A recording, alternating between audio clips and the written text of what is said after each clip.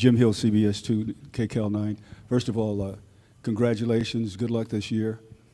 With everything that you have done and all the wonderful moves that you've made in the offseason up until today, how much pressure is on this team to win it all? Is the pressure more than it has been before?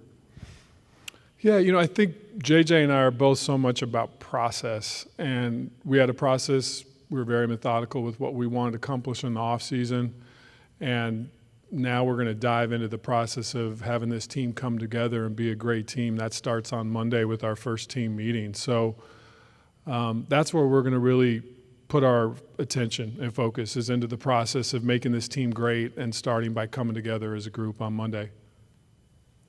Yeah, I would just add. It's on. I would just add that I think there's always pressure with the Lakers. You come into this building every day, and you're constantly reminded of what Lakers excellence is. So that doesn't change, for me at least, year to year. Thank you. That doesn't change for me at least year to year. The other part of what people probably would consider the outside pressure of trying to win, I think you have to look at your own internal standards. And I feel like we set those standards last year. This summer was a very productive summer for not only myself as a coach, but my entire coaching staff. I intentionally created an environment for my young coaches, for Bo Levesque and Lindsey Harding and Ty Abbott and Michael Wexler, all of them to have opportunities to grow, whether that was in pre-draft workouts, summer league, what we've done in the gym the last 2 months. And the guys, our players that have been in the gym every day since mid-August, getting ready for training camp. It's the work they put in. That's the standard that we've set here. It's the standard that we're trying to live up to. It's constant. It's no different year to year, day to day when you're a Laker. Hey, one for both of you. If we could start with Rob, just thinking about the summer with Luka and the extension, and then I know you guys were able to fly over to Poland to see a game and to see him. How did that inform you, sort of about where he's at, where the team's at, how you build into the future with him, and of course, especially for starting this season? Yeah, there's a lot to talk about with Luka's accomplishments with Eurobasket. I think the thing that probably stood out among many things for me is just being able to go and spend some time at practices with his national team and obviously going to the game as well. But just his overall leadership tone and how he not only led by example, but he was very demonstrative in the practice in terms of his expectations of the team, how they played, their togetherness. And I think just seeing that continued evolution and growth with him as not only a leader by example, but a leader with his voice really stood out to me. And I think it's something that's going to carry into camp this year. And then, JJ, just coming off of your first year, and I know last summer was kind of chaotic and going right from broadcasting, and all of a sudden you're the head coach. What did you think about? Are there an item or two with all of this time that has stood out to you the most as you go into year two as a head coach? I thought about a lot of things. You certainly reflect on the previous season, both successes and failures, and you do a lot of self-assessment, and that was really where I spent a lot of the first probably 4 to 6 weeks was on sort of self-assessment. But I would say the two words that immediately, when you ask that question, pop into my mind are philosophy and methodology. The philosophy of how we want to play, the methodology as a coach of how I want to teach that. And so that's where I spent a lot of time this summer. Good to see you both. Hey, Rob. This is going to be LeBron's 8th season with the Lakers. It's going to be the first time he's in a contract year. How does that affect your team building process as you not only have to take into account this year's roster, but the optionality of the team for years to come? Yeah, I think we've talked before.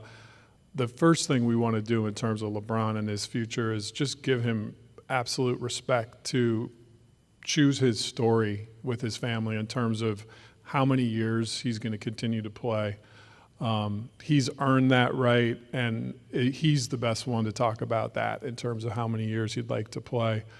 But But we were very intentional this summer in terms of the pieces we add with Luka and LeBron, once LeBron opted in, making sure that they had the necessary pieces around them to be on a really competitive, strong team.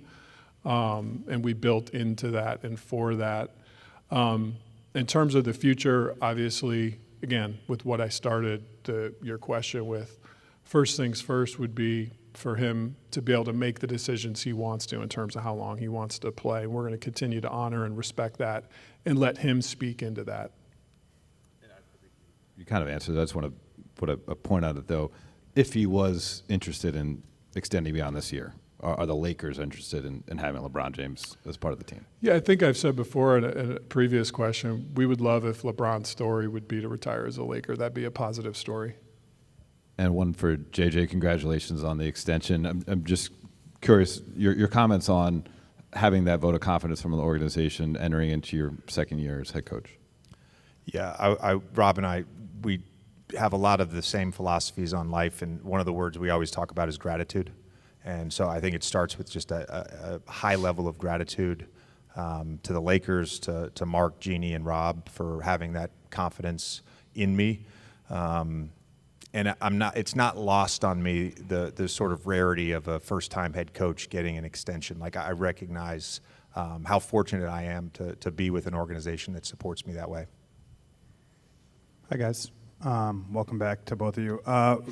Rob, along those lines, why now for an extension? JJ had a bunch of years left on his deal. Why was it important now to extend that vote? Confidence and belief. We think he's a special coach with a special voice that's really helping us to continue to define the culture of Lakers excellence, and which just wanted to make a clear statement that this is what we believe in, what we're going to lean into, and what our players are going to mold into as we continue to develop the identity. I think having long-term planning is helpful as we build this team and go forward. And then as just sort of a matter of procedures, will you have access to all your players here at the start of training camp? Is anybody dealing with anything in terms of injuries that won't be available as you guys start next week? Yeah, so the players, as you know, they're going through their preseason physical process as we speak. So that's probably a question best answered on the other side of those. But right now we're feeling good about our group and guys' readiness to play. JJ, for you, I'm curious, having the offseason, what have you kind of thought about in terms of LeBron and Luka and Austin, kind of working those three together? You guys had to do it really on the fly last year. How did time aid in kind of your ability to sort of chart that out? I think the word I would use would be share. I think in a team sport, you have no choice but to share the basketball, share the spotlight. I think all three of those guys have a ton of respect for each other's skill sets and each other's abilities. One of the takeaways, I met with Sean McVay in May, a few weeks after the season ended, and spent the whole day with the Rams, and I got about 3 hours alone with Sean, and we were picking each other's brains, and it was very helpful. But one of the takeaways from that was utility plays. That's something that is a football term, and I think every basketball team has those utility plays. And so it's the utility plays are plays where all three of those guys feel involved in some capacity, and they're sharing the court together. Duke to win with the LA Times. JJ, following up on what you said earlier about philosophy and methodology, what were kind of your takeaways of where you are as a coach early in your career in terms of those two things, philosophy and methodology? Philosophy, I think it's just continued growth for how I want this team to play. And I want to be clear, that's not how I want to play. Like, a job as a coach is to figure out what is best for the group. And I think methodology, that was a lot in the self-assessment, and then a lot in talking with Sean McVay, spending some time with Tom Brady this summer. It was about figuring out what's the best way. How did Belichick do this? How does Sean do this? Obviously talked to a ton of NBA coaches, was fortunate to spend 2 days in Chicago a couple weeks ago, and picked a bunch of coaches' brains on some things. So again, it's really just about continued growth for myself, for my staff, and I feel like we all are in a good place to serve this basketball team and our players. How did those connections start with Sean McVay and Tom Brady? Were those new this season, or have you done something similar before?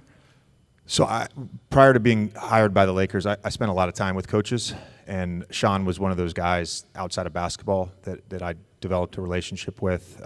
Very close friends with Andrew Whitworth, so Whit hooked us up and talked with him a bunch. We wanted to get together prior to last season, but moving and getting the kids in school, it was just we didn't find a day. So feel lucky I got to do that with him. Rob, JJ, thanks for the time. Rob, I want to start with you.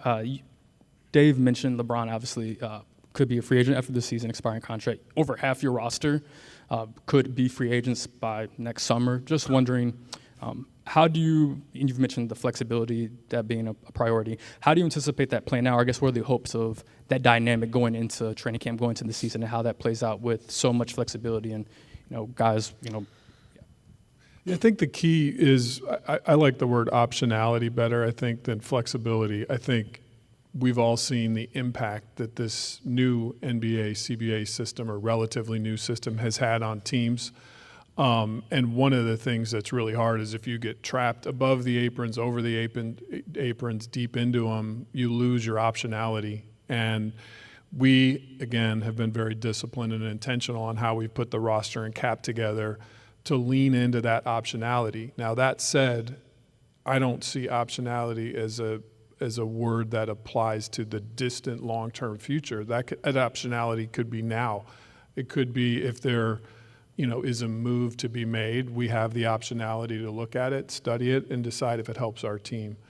That said, JJ and I have a high level of confidence in this group. And I think early in the season, we're going to get a sense of where some of the needs might arise. I think as a general rule, we've talked before, you like 20, 25 games to kind of see what the makeup of your team looks like and see where it's at, and then you start evaluating those roster moves. But we feel good about the optionality. At the same time, we really like a lot of the players that are on short-term contracts, and you could use that optionality to keep those players as well. So we'll continue to evaluate. And then JJ, for you, going into training camp last year, you had determined and revealed the starting lineup going into the season. I was wondering if you'd made the same determination this season or going to this season, and if so, if you'd be willing to share it. I haven't spent that. It's not that important to me. I haven't spent a ton of time thinking about it. We certainly have a number of players, you call it 7 or 8, that are starter level players in the NBA. I do know this. I did say that last year. And that starting lineup started 8 games together to start the season, and we started 24 lineups throughout the year. So not going to spend too much time banging my head against a wall on that before we have a practice. Hey, Rob and JJ. When you guys first acquired Luka, obviously there was a lot of shock. That transformed to determination and maybe even defiance now. Over the past couple of months with him, what have you learned about him during that metamorphosis? I think probably the word that stands out to me the most is genuine. He's just an incredibly genuine person, and the fact that he displayed to all of us right here when he first got traded a sense of shock just shows that there's nothing fake or pretend, about him. He's just a genuine guy, and I think that helps. That's a great leadership quality when people feel like they really know your heart and what you think and your beliefs. And so the more time you spend with Luka, the more genuine and impactful he is. So that was something that really developed with our touch points over the offseason. Hi, guys. Gerard Moncure from Fox 11. With Luka's extension, which obviously when you acquired him, we all knew that was the goal. LeBron is still here and might be here in the future. I'm just curious, have there been any conversations between you guys and LeBron about the transition that we are seeing taking place from this kind of going from LeBron's team to Luka's team? Yeah, I mean, I can handle that. I mean, I talked to LeBron fairly frequently and had two great in-person meetings with him. One, he finally made it out to the Hamptons, so he and I had dinner in Sag Harbor right around free agency, and then was able to spend some time with him here in LA a couple weeks ago, and I came away from that thinking that he's in a great spot mentally, and know he's going to give us his absolute best. Hey, JJ. Over here. Hi. I know that you spent time with skinny Luka when he signed his contract. But we saw such a huge change with Nikola Jokic around 2020, where he really just changed all his eating habits, he changed his diet, and he's been able to maintain that since, and it really rocketed him to the position he's in. What do you expect now that Luka has talked about how he's transformed his body? What do you expect him be able to do on the court differently and contribute to the team in a different way this season? And how much of a sense do you get about how long-term this is for him? I get the sense from talking to him all summer, spending time with him, not only just here, but at the Backstreet Boys, that this is his life now. This is his routine. This is just a daily commitment to the new standard that he's set for himself. His excitement level, not just in what he hopes the season will be, but his excitement level in embracing this new standard was very high.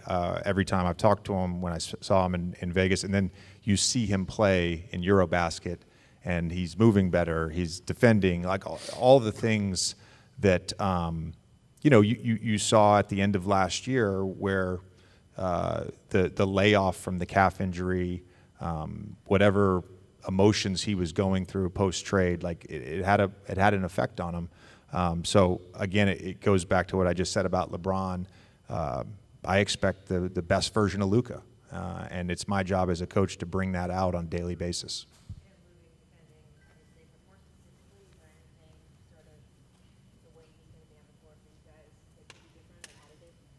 Well, I would say this: we've asked all our guys to be in championship shape, and not starting on Tuesday. And so the commitment level across the board from our team has been very high this summer. We've had organized workouts. The guys have played pickup nearly every day. We've added conditioning at the end. They've all been committed to it. I think for me, that's probably the biggest thing. It's not a basketball thing that he can or can't do. It's just all of us being in elite shape. Hey guys, good to see you. Rob, to start with you, earlier in the summer there was some reporting around you guys being more forward-looking with how you wanted to build the roster and the contracts, and obviously you just spoke to having that optionality and potentially making a move sooner. There's a recent report about you guys potentially kind of pivoting post-Luka extending and just spending some time with him and kind of him showing that it was worth potentially investing more in this roster. So if that is true, can you speak to just the process of kind of where maybe you guys were earlier in the offseason compared to where you are now? Yeah, I think some of the words you used are maybe create a narrative.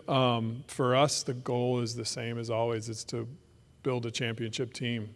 And so I don't think there has been a pivot or a shift. I think that we were locked into getting to a place of optionality so we could address things both now or keep that optionality for the future. But the goal remains the same, is to put Lakers players on the court that can try to win this team a championship. And that's what we're committed to, and we feel like we have the optionality that if we're not seeing that in the first 20 to 25 games, that we can look to make moves to meet that goal. And then, JJ, schematically, what just with the new pieces, adding in DeAndre and Marcus and Jake, what are some of the changes or refinements that you're thinking about on both sides of the ball? Well, hopefully you'll find out in the preseason. Hey, Rob and JJ. With what you're talking about with the roster you assembled this summer, what ways do you think this current group can make things relatively easier for LeBron and Luka? Yeah, I'll talk a little bit to it and then let JJ address this. I mean, first and foremost, having a true center that is both great in the short roll when you have DeAndre Ayton in pick and rolls with Austin Reeves, Luka, and LeBron. His ability to catch passes in the short roll, we've already seen some of that in sort of the player workouts that have been going on.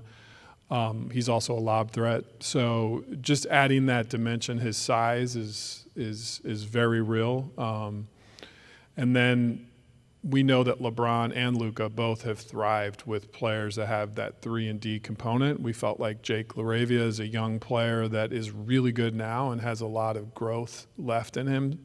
And then Marcus Smart has proven to be an elite 3-and-D player at different points of his career. And our sports performance staff is working really hard with him to make sure he gets back to that form. It was just a couple seasons ago, I think he won Defensive Player of the Year. So there's still a lot to be excited about with adding him. I mean, Rob covered most of it there. I think just touching for me a little bit on Jake, who didn't have his option picked up as a rookie for his fourth year. So probably unexpected that he ends up being a free agent this time a year or two ago. And so to get a young player in free agency for a team that is trying to win a championship, it's an incredible opportunity for myself and our player development department to have him continue to grow. I'm very high on him. His level of commitment to what we've asked of the guys this offseason has been very high. And obviously played against Marcus, played against DeAndre.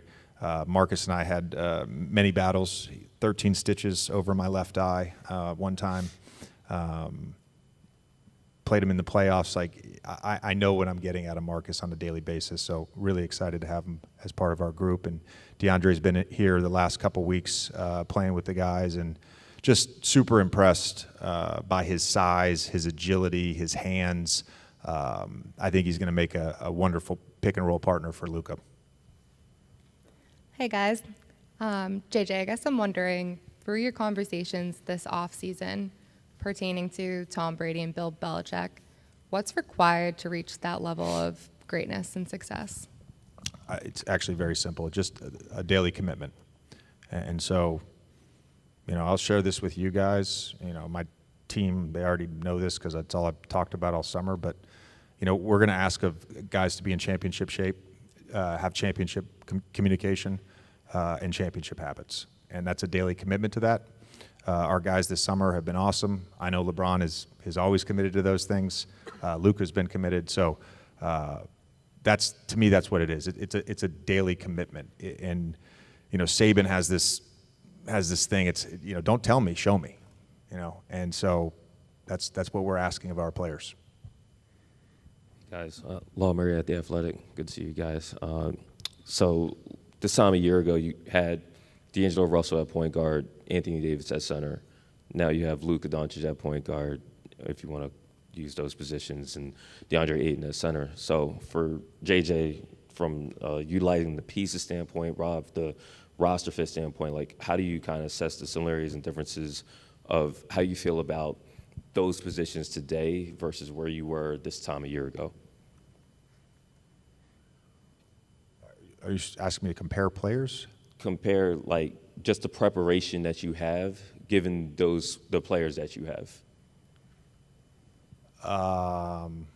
Yeah, I go back to the philosophy of how do I want this team to play? How do I put this team in the best position?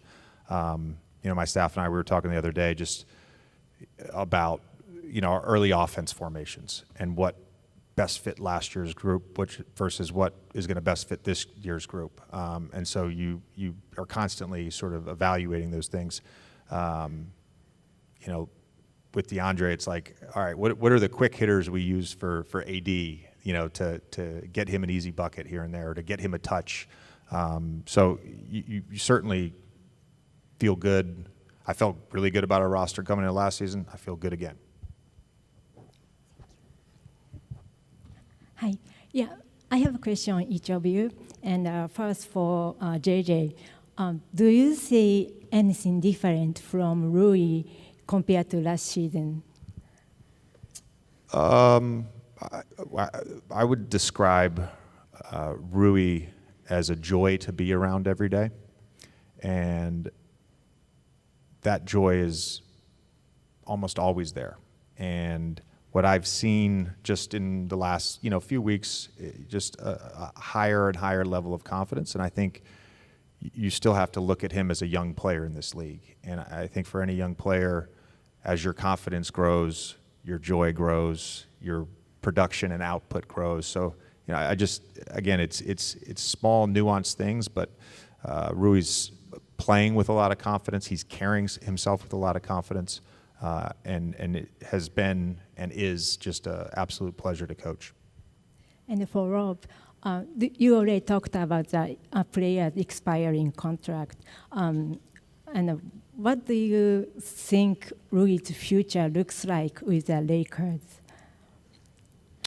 Yeah, like JJ said, just seeing his growth from the time we traded for him, it feels like every season he's just gotten a little better at something. And just being around in the last couple of weeks, you can tell there's a confidence in his spirit and a comfortability with this place and JJ and his staff. It just exudes out of Rui. So I think this year is going to be another jump up for him, and he's a really, really important player for our team. Hey, JJ. Obviously, getting DeAndre in the offseason was a big acquisition. Just would love to hear you just expand on how important of a role he's going to have, how critical he's going to be to this team, and just what some of your expectations are for him as the season begins. His expectations are no different than any other player. I'll just say that. Again, it goes back to the daily commitment to those three things. This is a guy who was a #1 pick, who has produced in every sort of situation he's been in, whether that's been early in his career, post Chris Paul trade. Like he's played in the NBA Finals, been the anchor of a defense and a starter on an NBA Finals team. So I think even just being in the gym with him the last couple weeks, this guy played pick and roll with Chris Paul. Like there's not a more detail-oriented player. Like his feel for two-man action is just super high, and really excited to see him play with Luka. Hi. So you mentioned that you know what you're going to get out of Marcus. What's the hope for what he's going to add to this team? I would say toughness.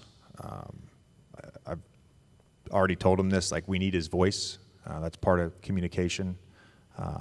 His competitive spirit, and defensively, he, probably went a little bit under the radar because of the last 2 years, but he still grades out in nearly every metric in 80th percentile or higher. So he's still a very versatile defender. And to me, he's always been a little bit of an underrated playmaker. I think with Austin and Luka, those guys are obviously going to be primary ball handlers for us. But Marcus can be that secondary ball handler. Hey, right over here, Jordan.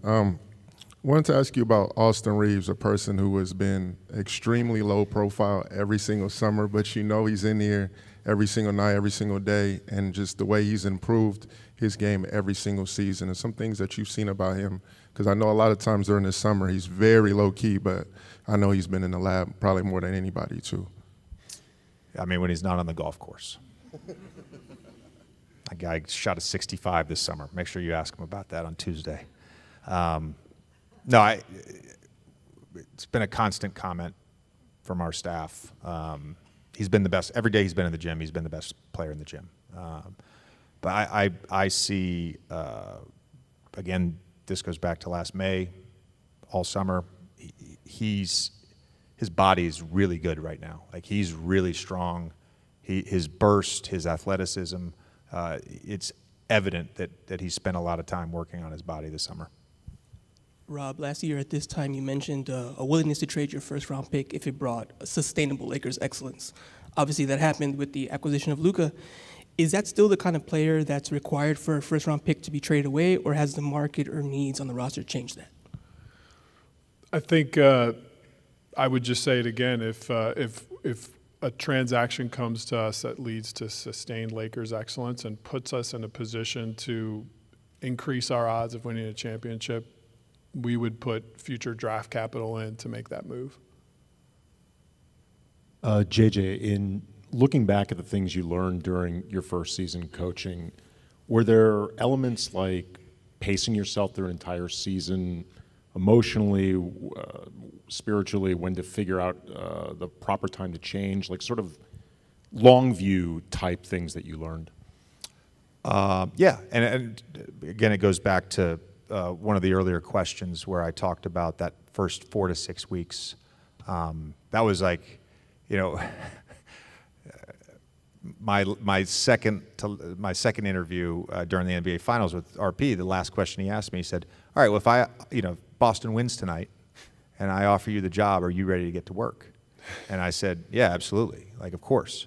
So I come off literally the busiest year of my life and go right into this, hire 17 people, then right into the season. And obviously the season is a lot. It's a lot for a player, coach, it's a lot for Rob, it's a lot for fans. Like, it's a lot. So I really used those 4 to 6 weeks to like do a lot of self-assessing, spent a lot of time talking with my performance coach. And yeah, there's a lot of stuff I learned. And some of that is finding the balance of my own sort of competitive edge with what the situation requires. I'll give you an example. And I told some of you guys after the season, like, I'm on a game day. I'm not going to turn off. And I've got to have the ability when I come talk to you guys to turn off. JJ, this may seem a little awkward or off the wall, but coaching guys that you've played with, how does that work? I mean, is there any awkwardness at first? Do you guys kind of fit into the roles right away? I mean, how does that work anyway? It's actually, I've never been asked that before. Not awkwardness. I, as a player, had the same interest in people that I have as a coach. So my ability to care about people and develop relationships with people, that hasn't changed. And so if a player played with me, they know that's how I am. And so it's actually the opposite of awkward, to be honest with you. It's actually very natural. One quick one and kind of a bigger picture question for both of you, Rob. In regards to Rui, he is extension eligible, and he's been a very good player for you guys since you acquired him. Have you guys had any extension conversations, and how does that sort of fit in with the optionality that you're also trying to create? Yeah, so I think the best thing to say is we feel strongly about Rui, and we don't make it a practice when we're in discussions with someone on a contract to talk about it. So I'll just kind of leave that one to the side. And then big picture, JJ, you mentioned Mark Walter's name. We haven't really talked about that yet. It's a pretty big thing that happened in this organization this summer.